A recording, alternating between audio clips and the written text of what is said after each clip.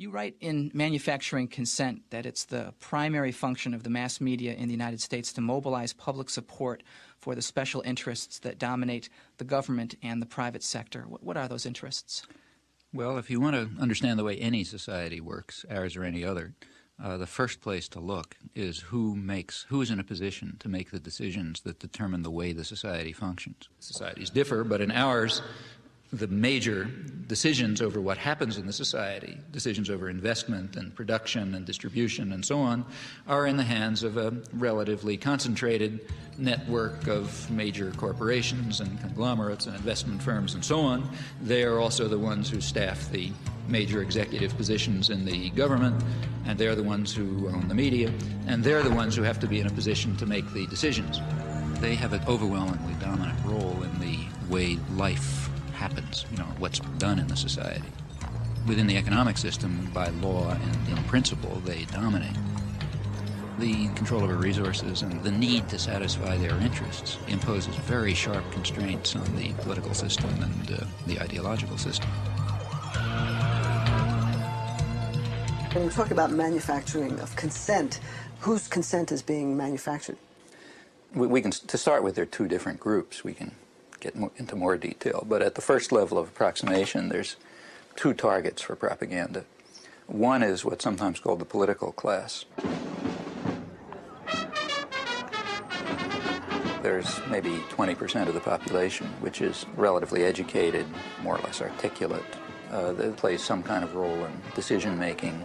They're supposed to sort of participate in social life, either as managers or cultural managers, like, say, teachers and writers and so on.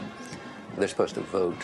They're supposed to play some role in the way economic and political and cultural life goes on. Now, their consent is crucial. It's one group that has to be deeply indoctrinated. Then there's maybe 80% of the population whose main function is to follow orders and not to think, and not to pay attention to anything. And they're the ones who usually pay the costs. All right. Professor Chomsky, noam. You outlined a model with filters that propaganda is sent through. That's way to the public. Can you briefly outline those? It's basically an institutional analysis of the major media, what we call a propaganda model. We're talking primarily about the national media, those media that sort of set a general agenda that others more or less adhere to the extent that they even pay much attention to national or international affairs. Now, the elite media are the sort of the agenda-setting media. That means the New York Times, the Washington Post, the major television channels, and so on. They set the general framework. Local media more or less adapt to their structure. World News. Against a soundbite that says that there's a beachhead. I think 628 is a good one. Yeah, but I think 6 is a good start. This is the operative soundbite for us. He's ours. He really knows how to time it. We've got a minute for all the time, so that's... I love this soundbite. Okay. And they do this in all sorts of ways, by selection of topics, by distribution of concerns, by emphasis and framing of issues, by filtering of information, by bounding of debate within certain limits. 2.5 minutes to air. 45 seconds. They determine, they select, they shape, they control, they restrict in order to serve the interests of dominant elite groups in the society. There is an unusual amount of attention focused today on the 5 nations of Central America. This is Democracy's Diary. Here for our instruction are triumphs and disasters, the pattern of life's changing fabric. Here is great journalism, a revelation of the past, a guide to the present, and a clue to the future.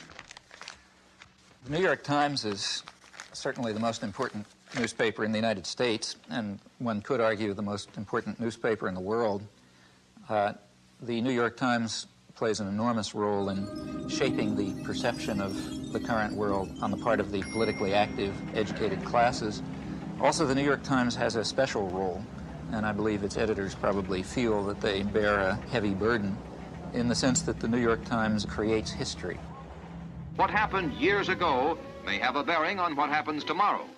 Millions of clippings are preserved in the Times library, all indexed for instant use, a priceless archive of events and the men who make them.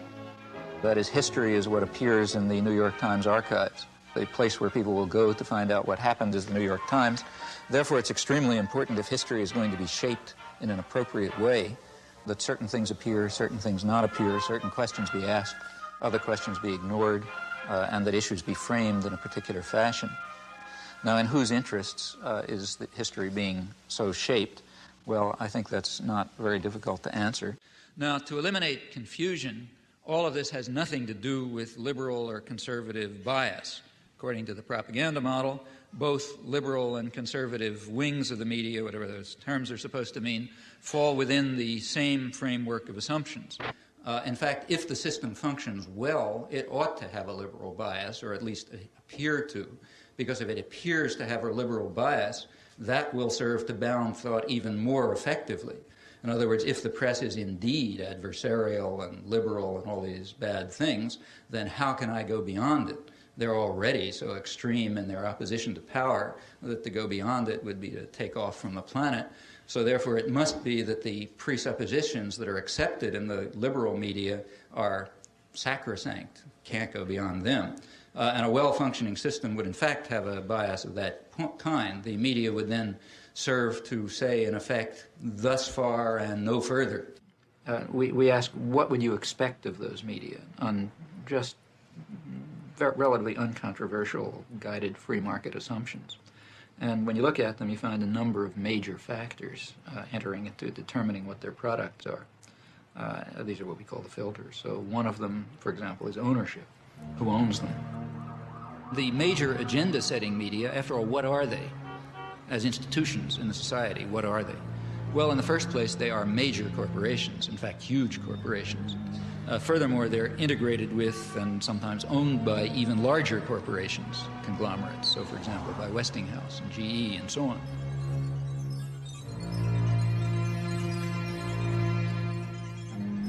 What I wanted to know was how specifically the elites control the media. What I mean is, I guess... It's like asking, how do the elites control General Motors? Well, why isn't that a question?